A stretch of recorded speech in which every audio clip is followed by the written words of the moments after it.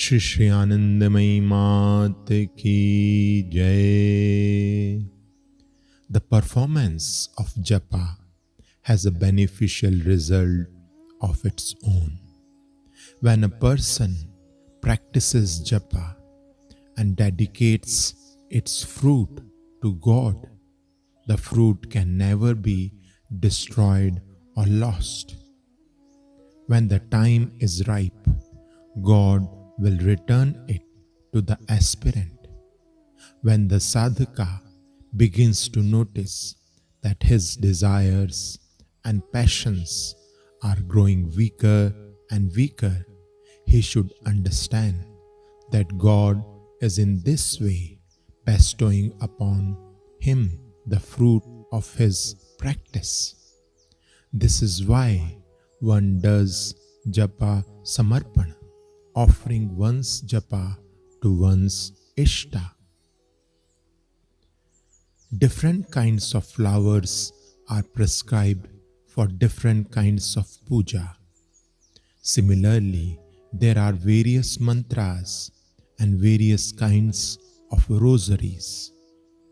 To practice with the help of beads is certainly necessary. But when japa comes about of itself, spontaneously, then of course there is no more need to count. However, as long as one performs japa by effort, one will have to keep count of it. There is all the difference between doing japa and japa occurring of itself.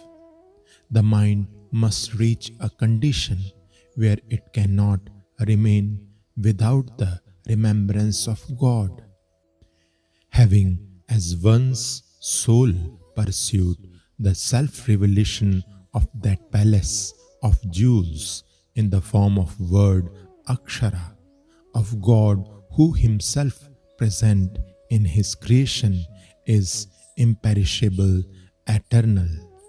He indeed being the supreme talisman of protection and safety, knowing him who is ever poised in himself to be alone worthy of remembrance.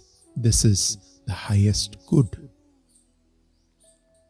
The akshara, syllable or series of syllables by which the mind becomes liberated, is called mantra. The akshar is chinmay, permeated as it were by consciousness. It is Shabd Brahman. It is called the Naam Brahman. Feel convinced that he will be found in the name.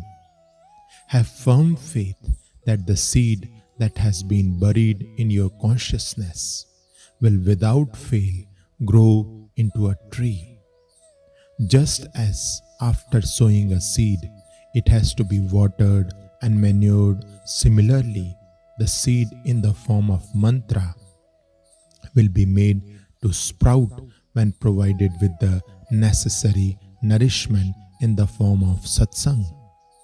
As you desire God, be it in a particular form or without form, so will you find him.